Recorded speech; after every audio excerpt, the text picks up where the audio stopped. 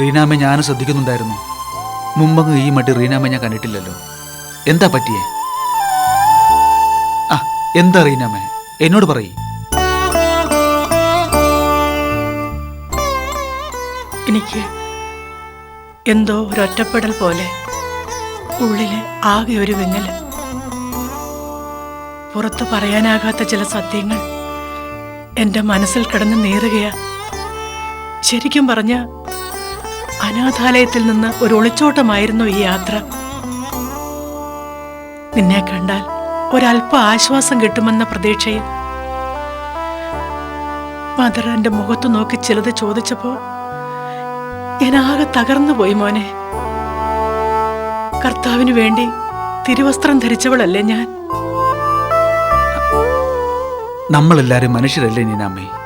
എന്തെങ്കിലും സത്യങ്ങൾ രഹസ്യമായി സൂക്ഷിച്ചിട്ടുണ്ടെങ്കിൽ അത് ആരുടെയും നന്മക്കരുതിയായിരിക്കും എനിക്ക് ഉറപ്പുണ്ട്. നീനാമ്മ വിഷമിക്കരുത്. കൽക്കട്ടയിൽ നിന്ന് ഇത്രയും ദൂരം യാത്ര ചെയ്ത് വന്നതല്ലേ. ഒന്ന് ഉറങ്ങി എണീക്കുമ്പോൾ എല്ലാം ശാന്തമാവും. കിടന്നോളൂ. Good night. Good night.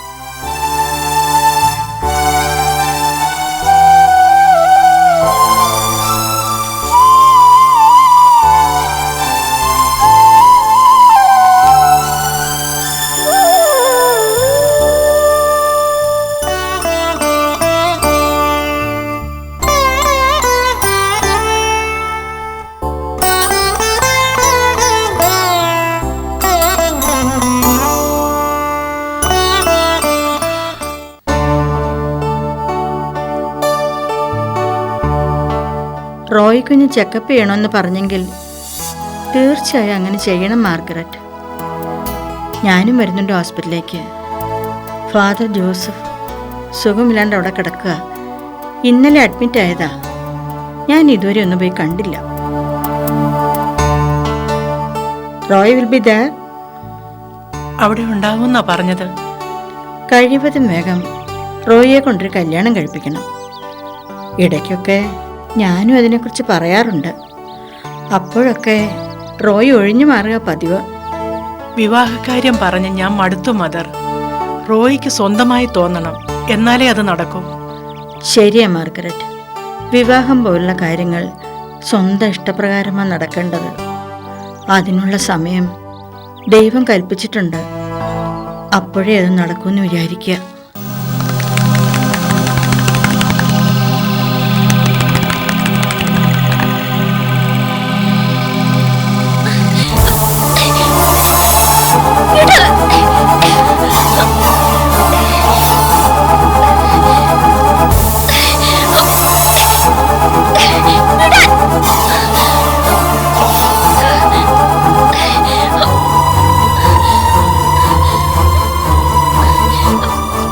പാവം, സ്വഭാവമില്ലാത്ത കുട്ടിയാ. ആശുപത്രി കൊണ്ടുപോകാൻ പെടുന്ന പാടേ.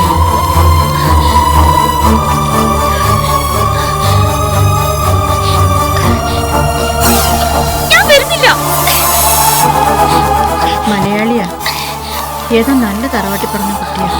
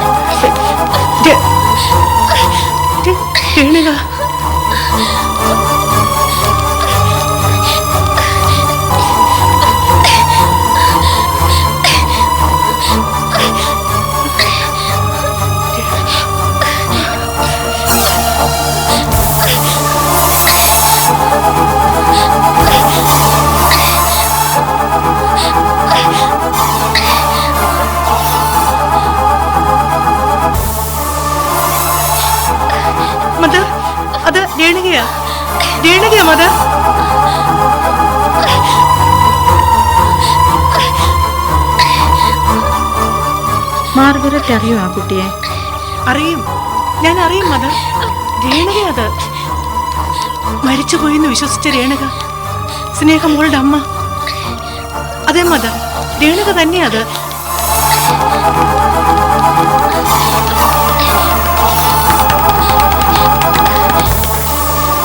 ഞാൻ വരുന്നില്ല.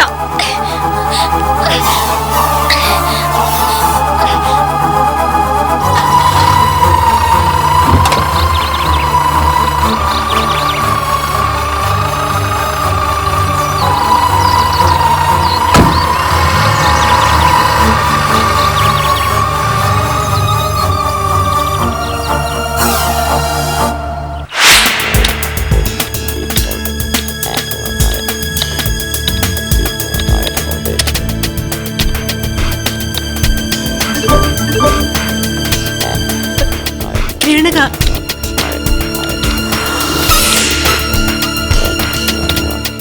ഇത് രേണുക തന്നെയാ. സമാധാനപ്പെടും മാർഗരറ്റ്, നമുക്ക് നോക്കാം.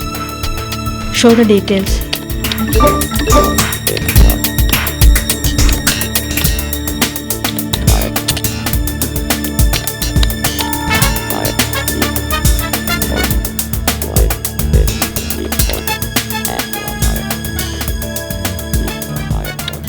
പേരൊന്നും രേഖപ്പെടുത്തിയിട്ടില്ല. രേണുക എന്ന കുട്ടിയുടെ പേര്.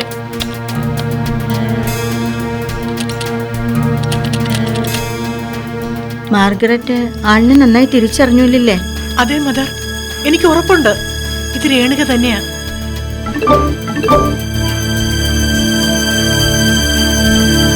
വരൂ.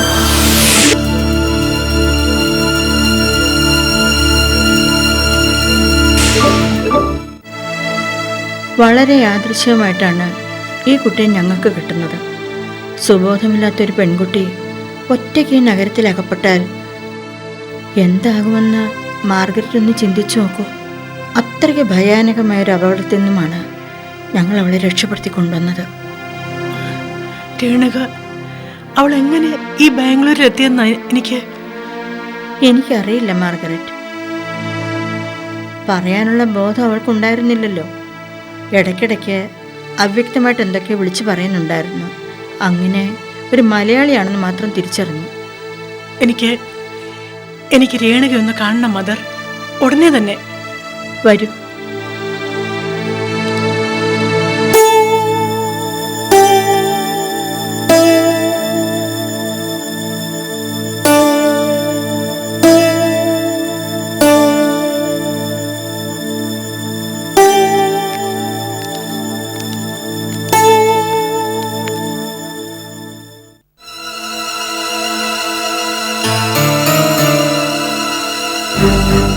മരുന്ന് കൊടുത്തോ?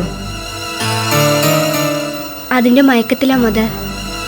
ഹോസ്പിറ്റലിൽ കൊണ്ടുപോകാനാണെന്ന് അറിഞ്ഞാൽ പിന്നെ ഭയങ്കര ബഹളമാണ്. പേടിച്ചിട്ടാ.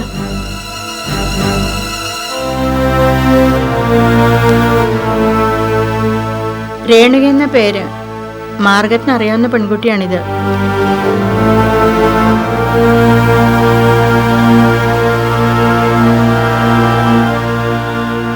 മാർഗരറ്റ് ഒന്ന് വിളിച്ചു നോക്കി.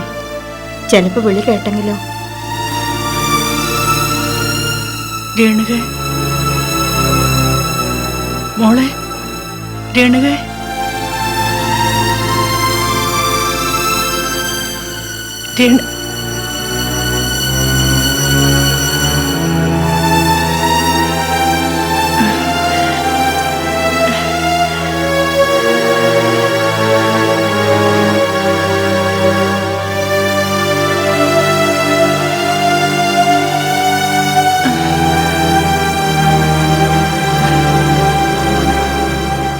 രേണുക,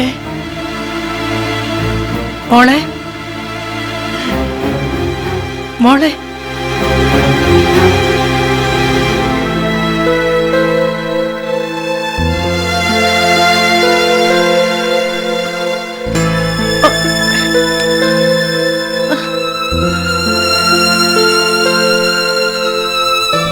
മോളെ,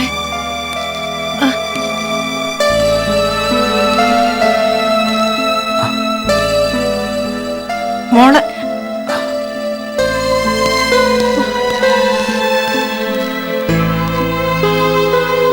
എന്താ റീനമ്മ, എന്താ ഇവിടെ?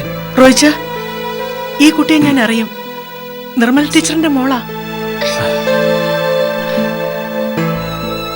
ഇവളുടെ ബന്ധുക്കളൊക്കെ? നീ വാ മദർ, വരൂ.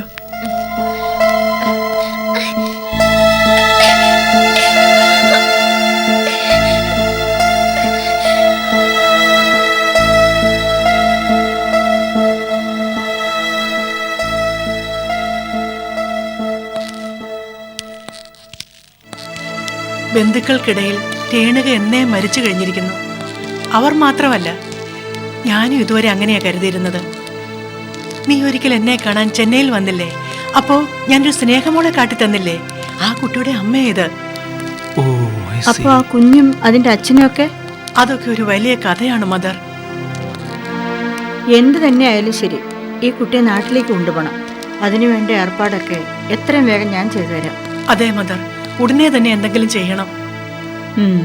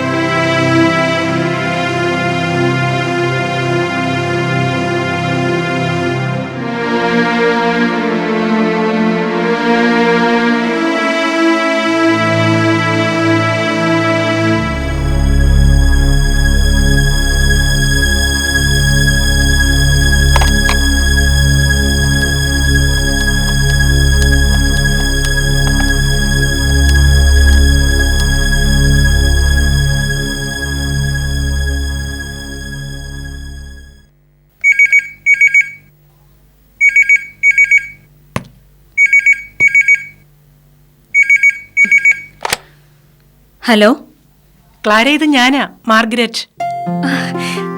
മദർ, മദർ എന്നാ വരുന്നത്? ഇനിയും അവിടെ നിൽക്കാതെ വേഗം ഇങ്ങി പോരും മദർ. ഞാൻ വരാൻ ക്ലാരെ. തൽക്കാലം സമാധാനായിട്ട് ഞാൻ പറയുന്നത് നീ ഒന്ന് കേൾക്കണം. ഓ, എന്ത് സമാധാനമാ മദർ എനിക്കുള്ളത്. മദർ കൂടി ഇവിടെ ഇല്ലാതായപ്പോ. ക്ലാരെ, ഞാനൊരു കാര്യം പറഞ്ഞോട്ടെ? നീ അതൊന്ന് കേൾക്ക്. എന്താ മദർ? രേണുക ജീവിച്ചിരിപ്പുണ്ട്.